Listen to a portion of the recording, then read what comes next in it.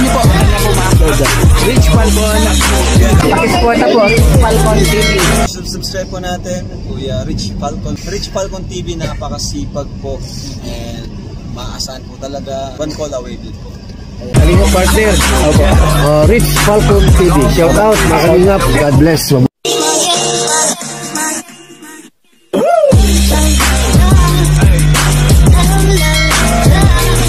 So yun, so pagpalang araw po sa atin lahat mga kalingap. Gabi na po pala. At nandito po tayo. Hindi ko alam kung ito yung sinasabing lugawan ni Pastor Paas o ni Brother Paas. Yan. Yan, naglalambing po siya sa atin ulit. At yun nga, dadalawin natin siya ngayong gabi. At magdadala po tayo ng lugaw. Dahil gusto nga daw po niya ng lugaw na galing dito sa malapit sa simbahan, sa Lagon. So ito lang po yung nakikita nating lugawan dito sa Lagon na malapit lang. So bibili po tayo ng plain na lugaw para po kay Brother Paas. Para kahit pa paano kung ano ay makain naman niya itong lugaw. So habang inaantay natin yung ating orders, ay ayan, medyo vlog muna tayo. At kumain na rin itong isa. Okay, ano? Ako lang talaga? Oo, siya lang po. Actually, kumain na rin kami. Ayan o. Nakunan po namin ito lugaw. Yan. Dahil ito yung sinabi ni Brother Paas, parang na ano naman kami na kumain na rin. Natikman yung lugaw dito. Si Aljos, ay grabe o. Mag-aga pa naman po. So, 7 o'clock pa lang.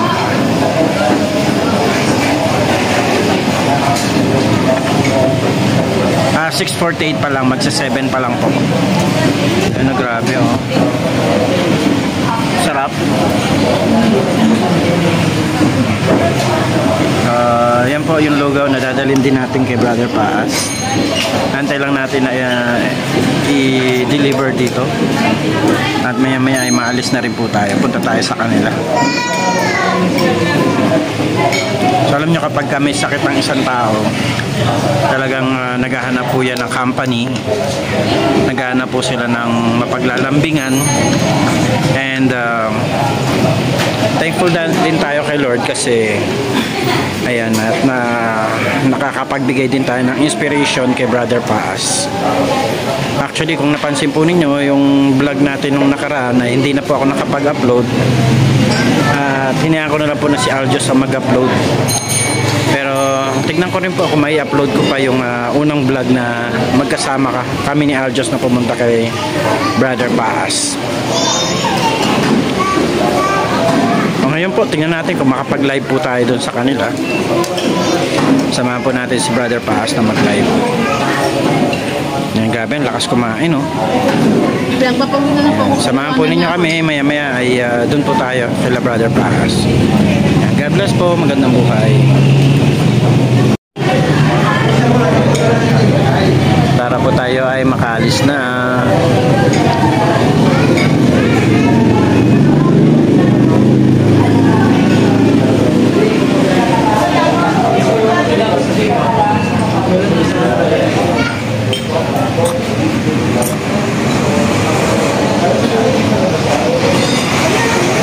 I sing your praises forever. Leave her alone. Sarjos. Tara. Kami po ay aalis na. Biyahe. Nagtaksi ka na ng ano? Ipan mo? Yan.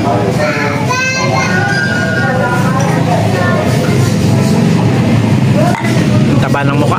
Kaya nga, oh, tapos may dala pa tayo sa kanya. Yung sabi mo galing Lagon. Sa simbahan. Ayos. Nakain na siya. Praise God. Minum na yung gatas. Ang ganda ng sister ni Brother Paas. Oh. Nahiya bigla. Nahiya bigla. Ano pa pangalan nyo? Jelay. Sabi ko, pagdating yung sister, pag tulang pagbabago, hindi ako makakain. Papakumpay na talaga ako. Pero ibang ginawa ng Diyos eh. Kaya po yun ang... Iba talaga ang kalooban ng Diyos, no? Oo. Yan ang ano. Gawa ng Panginoon. Kaya sabi na, we cannot fathom. Di natin kayang abutin kung ano yung kalooban ng Diyos. Kasi yung ganyan, hindi ko manulok. Oo. Yan, ubos na. Bus na po. Yan, tapos may naka-reserve pa siya doon, oh. Dalawa pa naman yung binili ko. Nagutom siya. Oo. Midnight snack. Pero okay yan yung mga ganyan muna na mga malalambot na pagkain kasi para hindi mabigla din yung sikmura. Halos isang buwan ako walang kain eh. Dalawang buwan na ba? July. Yung July, nainom pa siya ng mga blender na fruits. Tapos, Alam mo, mula nung dumating si Rob na binisita, nandito ko ako, 7 days. After 7 days, nakakain ako. Wow. Birthday ni Rab yata bukas? Hindi pa. Uno pa. 30 Hindi pa ba? 30 pa lang ba? Oo, uno nga. Akala ko 30 na ngayon. September. 30. naglilisipan Bukas 30. Pupunta ko sila bukas. Ay, wala siya. Umalis na yata kanina eh. Sila? Oo, ngayon. Punta ng Manila. Sila ba? Sila Rab lang kasama si Indiano kasi ayusin niya yung immigration papers. Kaya baka doon na siya magbe-birthday sa Manila. Siyempre ako na sa Diyos, papasalamat ako. Hindi ako binigo ng kapatid ko. Ayan o. Na bumisita. Sabi ko nga, sana hanggang Martes pa siya ng gabi siya bumiyahe kasi Ba't babalik po agad? Hinihintay naman. Hindi pa ako nakakauwi ng Mindoro. Ah, uwi mo na kay Mindoro. Galing pa ako. Pagkagaling ko airport, nagpahinga lang ako gabi. Diretso na ako. Pero mapunta kami ng bukas ng Bagasbas. Pasyal ko siya doon. Ah, talaga? Shell ka? Oh, dapat medyo maaga-aga pa. Sa Martes siguro ng hapon, maganda sa hapon. Hapon, dapat umaga. Lunes bukas. Marami maganda doon sa may kinakainan natin doon. Sa bagay. Hindi, umaga hapon. Hapon. Sa Lunes? Ano sasakyan? Ay, bukas yung Lunes. Kahit Martes na kasi gabi naman ang biyahe. Kahit Lunes kahapon. Mag-iasin muna kami, ipabasal ko sa Malakas na. Oo, tingnan mo. Malakas na siya. Masyado. Mag-tour guide ka ba? Oo, yung kapatid niya. Guys, saka sa sister. Oh, pero kailangan hinay-hinay ka lang din, ha? Kaya mo biglain yung katawan mo. Kasi alam mo naman, hindi ka masyadong naglalakad itong mga week na ito. May mga ramen naman doon eh. Ba-order na lang ng ramen. Makumit lang ang person. Eh, tawagan lang yung doktor at ilaro. Parang makabandingan. So, ayan, oh. Mga kararating lang. May bukas ang hapon pa naman. Nakapala ko ngayon. Gabi na rin nalating. Mabagasbas na po si Brother Paas, ba? Plano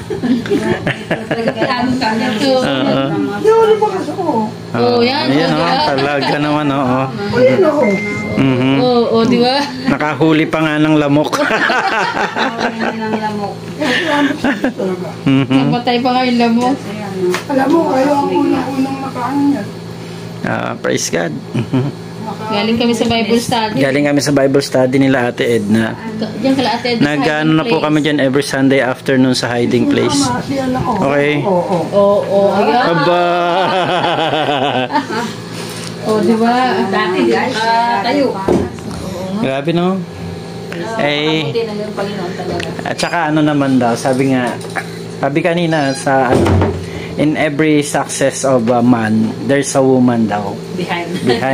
Pero alam mo, nagpapasalamat Bukod kay Lord, bukod kay Lord. So, andyan talaga yung wife ni Brother ako Paas. sa kanya kasi grabe asikaso niya sa akin. Oo. Eh, siyempre, Kasi sabi ko nga, nabago na si Mrs. Dahil mag-conference talaga. Hindi naman maasikaso. Talaga. Mag-aintindi. Wala namang iba. Disney. tuloy-tuloy na ito sa biyaya ng Diyos. Amen. Amen, amen. Claim mo na. Claim na yan. Kaya hindi na At nang malapit-lapit na yung ribbon cutting ng bahay mo ay. Kailangan magaling. Kung kaya pa nga sana ni sister na makapag-stay, baka mamaya. balikan pagka nayari na kasama. Sa ribbon cutting baga. Ayan, anong masasabi mo sister na malapit ng ribbon cutting ng bahay nyo? Praise God, purihin po ang Diyos. Talagang Kailan ang nakakaamis. Basta next week. Nakakaamis po ang Kasi nagtatest biyaya ng Diyos kasi yung mga panalangin talagang may oras na kasagutan at katugunan. Kasi po talagang pinagpipray po namin yun. Nung wala pang naramdaman si Brother Paas, unti-unti man yung pinapagawa namin, kaya lang pag wala na ay stop. Tapos sabi ko, di pa nga napipinis, nilipatan na kasi namin dahil nga sa hindi na siya nakakapasok kay Kuya Bal, kailangan magpagamot. Eh, sabi ko nga sa kanya, mahirap yun, di pa finish, malalanghap natin yung alikabok. Nang discussion ko nga kami, ano ba wala na tayong pang-upa, kailangan natin kahit hindi yung finish, malipat tayo. At alam yung pong ilang days bumisita si Kuya Bal, tapos sunuran ni Kalinga Prab. Tapos, ay, di pa pala tapos ang bahay ni Brother Paas, nilipat sila. Huwag muna natin paliparin, papatapos natin ito. Kaya God is good talaga. Amen. Na kahit di man kami nagsabi sa kanila, ang Diyos sumipo sa mag-ama. Kaya salamat Kuya Bal at Inat Kalinga Prab. Kasi talagang napakabuti ng Diyos. Hindi man namin kayo kayang suklian in material na bagay, pero sa panalangin lagi kayong kasama namin sa panalangin. Ang pag-iingat, lalo pang pagpalain kayo ng Diyos sa inyo pong mga pagmimisyon. Ingatan kayo palagi at ilayo sa anumang sakit karamdaman. Kaya talagang minsan parang panaginip lang ba yung nangyari sa bahay namin na ngayon po ay matays na. Kaya nakaka-bless at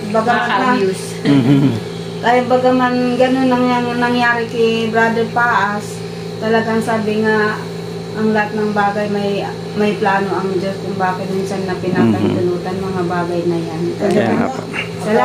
Salamat talaga sa Panginoon dahil hindi talaga kami nawalan ng pag-asa kahit sa ganyang kalagayan ni Brother Paas, ang aking asawa. Talagang lalong kumapit kami sa Diyos, lalong magtiwala at nanampalataya na may magagawa ang Diyos. Ano po masasabi ninyo dun sa mga may kaparehas na sitwasyon kagaya sa inyo na parang meron silang pag-aalinlangan, pero kayo po bilang asawa ni Brother Paas, ano po masasabi ninyo na mayroong mga ganito ring kapatid tayo na nasa ganyang sitwasyon din? Para sa akin, ang una po talaga ay yung lubos na pagtitiwala at pananampalataya sa Panginoon. Kasi nga, una, naranasan ko din yung himala ng pagpapagaling ng Diyos. Kasi una akong nagkaroon ng stage 3 pa nga. Tapos yun nga, gusto din ng doktor i-chemo at operahan, pero may word ang Lord na ako'y pinagaling niya. At yun po ang pinanghawakan ko. Biyaya naman ng Diyos, lahat ng mga laboratory ko, mga check-up, lagi naman yung negative. Tapos yung pinakahuli na nga po, pinanghawakan ko yung sa CT scan. Sabi ko nga pa noon, kasi siyempre yung lalabas ang CT scan, yun ang ano sa katawan natin. Sabi ko, Lord, mag-negative man ang positive ang result, magtitiwala pa rin ako na pagagalingin mo pa rin ako. Biyaya ng Diyos nang lumabas ay normal man po. Kaya salamat sa Diyos talaga, ang panalangin natin ay hindi na sasayang, hindi nawawalan ng kabuluhan. Kaya nung nangyari ganyan sa aking asawa kay Brother Paas, talagang pinanghawakan din namin na kung paano siya kumilos sa akin, ganoon din kikilos sa buhay niya. At minsan, mayroon lang talagang gustong ituro ng Diyos sa buhay natin. Kasi nung time na ako noon, talagang inano ko yung sarili ko na, Lord, sabi ko, tulungan mo ako kung ano man mga pagkukulang ko sa iyo. Ang lahat ito ay hinihingi ko ng kapatawaran sa iyo pa. Tataba ka na. Makakilos ka lang po kakulod sa akin. Lahat na pagkakamali ko sa asawa ko, sa mga anak ko, sa mga kapatira, lahat kinatusto ko yun sa Lord. Kasi kahit ano daw panalangin natin, kung may mga haharang, mga hadlang, hindi tayo diringgin ng Diyos sa mga panalangin natin. Kaya kailangan yung malinis na po sa isip natin sa Panginoon. At yun po, magpalakas lang po ang lahat na makakarinig nito. Talaga ang Diyos ay dakilang manggagamot at doktor ng mga doktor po. To God be the glory po sa lahat. Amen, amen. Ito pang isang testimony. Dadali na ako ni Kindred. Nag-react ito. Sige, magpadala ka, hindi ako magbabantay. Kasi kaya nga sabi ganda ako, kararating ko lang, kuya pagod. Hindi man ako sa hindi mabantay. Kaya sabi ko, palipasin mo naman muna kahit bukas na lang. Makulit kasi. Tapos sabi niya, wag na muna kaya kasi hintayin ko na lang yung sister ko. Ay, basta. Sabi niya, basta, may pupuntahan lang ako pagkatapos ng lakad ko, pupuntahan kita. Doon ako sabi ko, ay, hindi sumama ka, basta di ako sasama. Tapos, ito pa, nung gabi Hindi man ba ka nagpunta? wala yung anak ko. Ewan ko na rin. Wala, hinanyan, tsaka ako para ulit, sinusumpong na naman ako hindi ako nangina, para pumipikit na naman ako. Sinanyas ako, sinangahilo din ako. Ngaya ako lang dito. Ito, nangyayos na eh. Sabi ko, ako lang dito. Sabi ko, ako lang dito. Kahit sa one face nito, di pa daw tapos. Ginawa ko, hilit yung kamay. Upload ko ng langis. Nire-review ko yung masamang nararamdaman. Ano yung tugan? Mamaya. Kaya huwag lang tayo mawawala ng pag-asa. Ako nga, may mga pagkakataon na parang nadi-discourage na eh. Pero hindi inalaw ni Lord. Kailangan panindigan ko yung pinanghawakan ko. Kaya pinanghawakan ko talaga na gagawa ng himala ang Diyos sa buhay ko, hindi doktor. Purihin ang Diyos. God is good. Amen. May tubig lang. Grabe naubos niya yung pagkain niya. Tsaka nakakainom mo siya. Tubig. Nakakatatlong baso na ako. Pang-apat na ngayon yan. Bigyan mo ko ito pa. Sa dalawa lang. Medyo alalay ka lang din. Oo, yung biglain. Oo, biglain. Kahit na nauhaw ka, parang sip-sip lang. Okay naman. Kasi minsan yung tiyan natin na-stretch ba? Kapag matagal na walang laman, ma-stretch din siya. Kaya medyo alalay lang din. Salamat siya. Kasi laging malagkit ang natuto yung anak ko lang. Dehydrated ka kasi. Oo. Kasi wala liquid yung... Sip Alam lang. mo kung kailangan ng katawan natin at least maka 2 liters tayo. Oo, 2. Diba? Siya wala. Kaya ganun talaga ang pakiramdam. Mabuti nga hindi nadikit yung lalamunan mo. Tsaka yung mga bito-bito ka. Malagkit na yung laway ko. Tapos ito nagpuputok-putok na ito. Bulak na may tubig. Kaya wala akong iniinom ng ilang araw. Iinom ako, isusuka ko lang. Kaya nga sabi ko yun, kunin mo na ako, hindi ko na kaya. Pagod ka na. Pagod na ako. Parang pareho kay ni-reach niyan. Ganyan din sinabi niya eh. Lord, kunin mo na ako, nagpapaubaya na ako.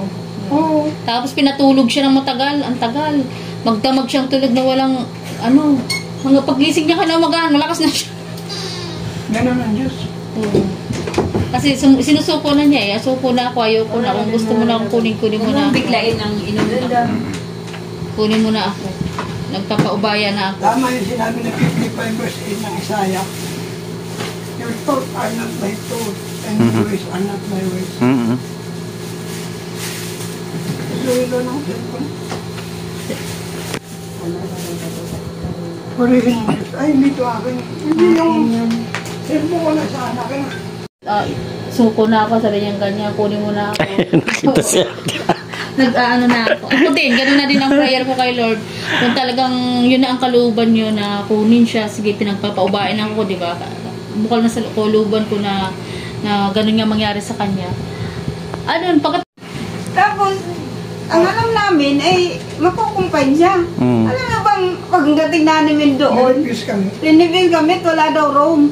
Tapos kailangan na lang daw zero, ay mag-inom na lang daw siya ng Prosure. Kaya dati Insure, naging Prosure. Ibig sabihin, gumagawa ka rin naman ng way na makapagpa-hospital. Oo. Kaso, every time na nag-a-attempt ka ng ganon, hindi naman inaalaw ni Lord. So, ginawa mo rin yung part mo bilang tao. So, hindi ka rin dapat pala talaga sisihin ng iba kasi ginawa mo rin naman yung part mo. Oh.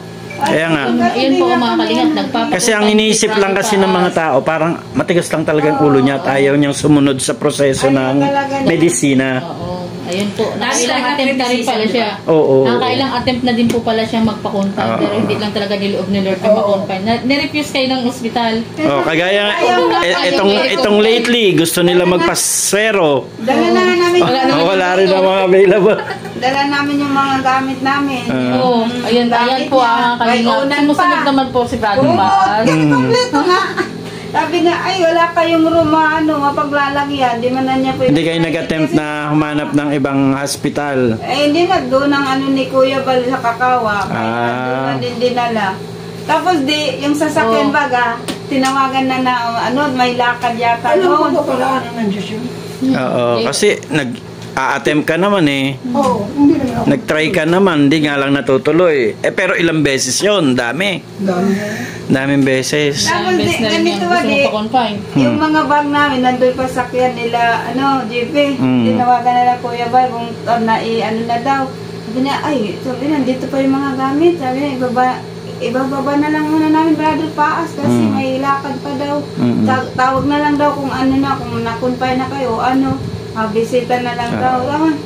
Maya dumating yun nga si Pastor Dindo yung pumunta kahapon. Mag-asawa naka-tricycle. Kasi nga sila na nagbabantay habang nag-hintay kami ng doktor. Nung sinabing ganun, na umuwi na lang kayo, wala kayong room dito. Sila naman nasakyan namin, hindi kami sila na nag-ating sa amin. Grabe nga yung pabor ng Lord. Kaya mo siya, Jaja. Kung wala yun, maabang kami ng sasakyan. Mga bag kami, 4 yata. Naka-ready na talaga ma-confine. Kaya sabi ko, ayan po mga kalinga pa yung mga nagsasabi po noon na bakit ayaw magpa-confine ni Brother. Maraming beses na naman po pala sila nag-attempt. Hindi lang po talaga natutuloy. Hindi talaga matanggap ng gulat na. So, iba talagang ways ng Lord. Hindi talaga na-adya na siya ma-confine. Hindi natin kaya arokin ang kapalaanan ng Diyos. Kasi yun ang faith mo. Sabi mo, gusto mo ng himala. Kaya baka yun din ang gustong ibigay ni Lord sa'yo. Himala. Amen. Wala talagang imposible. Saka yung sa pag-ating do talaga ng Senyor, ako'y naniniwalang kapantulutan yun ng Diyos kasi pinayagan man niya ako kahit sa ganong sitwasyon. Ayun ang itatanong ko sana sa'yo kasi usually pag kami baka kapag kami asawang may sakit usually parang nakakaano naman na iiwanan natin. So sa akin sabi ko ano po yung nagtulak sa inyo na kahit na nasa ganitong kalagayan si Brother Paas ay iniwanan nyo siya at nag-attend kayo ng seminar. Yun na nga. Ako galit ako sa kanya kasi hindi niya. Nag-uuman siya pumayag siya. Prayer ko. Kung payag siya alis ako, papayagan niya ko nag-uun naman siya. Pero bantulog din ako siyempre. Pero alam mo yung nagdadala-dalang isip ko noon kasi nga ganyang kalagayan niya. Sabi ko, Lord, kung kaluban mo ito, pag magpaalam ako ulit, kasi alam naman yan, nung una kong kami nga ni Kuya nagpa Superline, nagpabook lang ako, pero di pa confirm, nagbalik lang ako Sabado. Tapos pag Webis nga, ganun na nangyari. At na naman siya. Nung gabi nga, pagkadating namin sa camping ni Pinyin, pinag-pray ko, sabi ko, Lord, kasi Sabado, ma-confirm na ako nung ticket. Tatlo kami nasawa ng pastor. So yung pag-asa nyo rin na aalis ka, sino maiwan sa kanya? Para gano'n. Nung gabi na nga yun, pagdating, tinimlang ko ng brochure, tapos nakainom siya. Doon ako nagpaalam, sabi ko lang, tuloy ba ako, mabili akong ticket na sa Sabado, i-confirm ko na kami. Sige na sumama ka na. Kaya naman ako, pero sama din yung loob ko nun. Sabi ko, parang bakit pumayag din ito? Pero sabi ko, patugan siguro siya ng Lord. Tapos nung papunta na ako ng Superline, siyempre sama yung loob ko kasi 4 days yun. Pero may kinausap na nga kaming pastor. Nung nandito nung time na yun na pinag-aanohan namin sila. Tapos sinabi ko nga sa kanila na gano'n. Pumayag man na nandito sila. Kaya lang man din na nga pumunta. Sunday baga may ano. Eh, Kaya nga. pa man ako ng Saturday. Gabi man lang nag-alis. Tapos, nung papunta na ako ng ng Superline, parang nagdadala-dalang isip ko, free ako. Sabi ko, Lord, may naramdaman na sa ako, pero tutuloy ako. Bigyan mo ako ng word na kung ito'y kalooban mo. Bigyan mo ako ng mapapalatag ako. Tapos nag-flash sa akin yung sa buhay ni Abraham. Di ba si Abraham, nagingi sila ng anak, binigay si Isaac.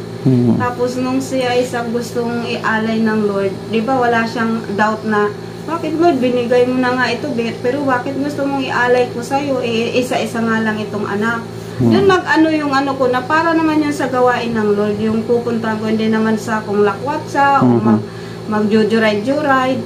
Yung sabi ko Lord, may gagawin ka po, kaya bakit pinahantulot mo ito? At yun ang pinangawakan ko, pinag-pray ko, sabi ko, Lord, kung ito'y kalooban mo, ang asawa ko, hindi mo hayaan na manghina o kukunin mong wala ako. Bagkus patatagin mo ako, Lord, at lagi ko rin siya sasama sa panalangin. Maging doon, i-request ko siya na lagi sama sa prayer. Kaya kasama na siya ng mga asawa ng pastor, yung kalagayan niya. Kaya yun nga, nung sabi niya na uwi ka na, 1 day pa yun. Uwi ka na kasi baka baka mahina na ko, hindi mo na ako maabutan. Sabi ko, ay hindi, nag-reply ako, maabutan pa kita, lalakas ka pa pagdating ko, lalakas ka pa at makakakain ka. Yun, biyaya naman ng Diyos nung pagdating ko, nasabi din na nga daw na minom ng prosure, konting tubig lang. Pinagtibla ko uminom na siya at lumakal nga, biyaya ng Diyos, nagkaroon siyang kalakasan. At lagi kong pinagpipray, lalagyan ng langis, yung inaano ng oil. Namiss ko lang siguro, kaya Namiss mo. Usually, ganun talaga. Ng dalawa. Ako, lumakas si Papa pagdating ni Mama, siguro namiss ka Mama, kaya ka nanghina. Kaya ngayon biglang nakakain na bigla. Kaya, sabi ko, glory to God, kasi, ayun, pinalakas ng Lord muli. Ng 2 araw. Ako nga nagtataka rin sa sarili ko, bakit ako nakakain? Yung time na yun, nung pagdating mo, kaya nag-request ako sa inyo lugaw. Oo nga kaya nga bumili nga kami kaagad Kaya nga sabi ko, sana maubos po ito, sana maubos niya. Sana makakakain na siya. Habang bumibili siya Oo, dapat konti-konti. Oo, ganun naman talaga. Kahapon pa nga sana kami umaga, sabi ko magluluto Di baling mayat maya. May okasyon pala, siya pala ang cook. Ang dami ko niluto kahapon, nakapitong putahe ako. Sila ang cook. Siya po ang nagluto ako. Ayan sa Isang buong baboy, Saan kagabi? 7 putahe. Siya ang nagluto. Sa Bel-Air. Dala rito. Ha? Hindi ka naman makakakain. Hindi, tsaka hindi rin kami nagdala yung pagdating galing doon sa Hindi na kami nag-uwi, pagod na siya Pagod Tapos ako. dire-diretso na kami. Parang ang gusto kong mangyari makatapos lang ako mag-pray, uwi na kami. Kasi ako ang opening prayer. Sabi ko pag opening prayer pagkatapos uwi na kami, hindi man kami makauwi at talagang hanggang matapos tuloy nandoon kami. Pag uwi namin, hindi na kami nagbitbit, ang dami ang bitbit ng iba. Kami wala kami. Diretso kami pagdating sa bahay, tulog talaga ako. Maraming sobra Ang dami. Kasi 2 lechon yun, jumbo ba naman yung baboy namin nakuha? Yung baboy namin ang nilechon nila, jumbo. Hindi yun sa amin. Sa amin, binili ni Kwebal. Iba pa yung kay Kuya Ruel kasi mas malaki yung kay Kuya Ruel. Binili pala yung baboy. Magluto ka dito. Oo naman. Oo. Yun nga talaga ang Kung anong usapan gusto namin mo. na umaga. Sabi ko ipagluluto ng... sabi ko ipagluto Okay lang ako magluto. Okay lang. Bukas, anong oras? Pero hindi ako mag-set ng schedule. Di hapon yun. Hindi, walang oras daw para wala siyang i-schedule. Hapon, magpapabalas pa yung tao. Hindi, okay lang. Walang problema sa akin. Paso lang na ano yan. Nandito man lang kami sa ano. Diyan lang po kami. Wala kaming kasama yung mga anak dito, mga anak na may asawa na. May asawa na rin. May mga asawa. May mga asawa na anak mo. Kaya para kaming mag-boyfriend ngayon, girlfriend. Walang buhay. Kaya strike anywhere kaming mag-asawa. May sari-sariling buhay. Nag-uusapan namin pag ipagluluto natin sa Brother Paas para naman makaalam Ang gusto ko sana, pagluto ko siya ng lugaw na puro dahon ng malunggay. Kaya nga. May mga dahon ng malunggay kasi maganda yun O kaya saluyot. Yun. Yan Kasi yun sana. talagang ano lang Pero, cancer eh. Hindi ko kayo makakain. ay ganon, bawal pa yung mga Ibe-blend gulay-gulay. ka ba? Ibe-blend. Ibe-blend yun. Oo, blender. Pwede. Oo. Parang gagawing juice. Baka hindi pa. Siguro sa ibang araw na lang yun siguro. Okay. Ang gusto ko Kasi fiber eh. Arroz caldo. Ayun. May manok talaga. Kala ko bawal malansa pa. Manok na native. Nung nag-arestal Okay lang, ako Nikki. dito, nandito si Kuya. Okay. Din. Kaya lang, hindi ako naglagay ng Huwag condiment niyo lang matching. lagyan ng May isa. Oo, asin lang siguro. Asin lang. Patis.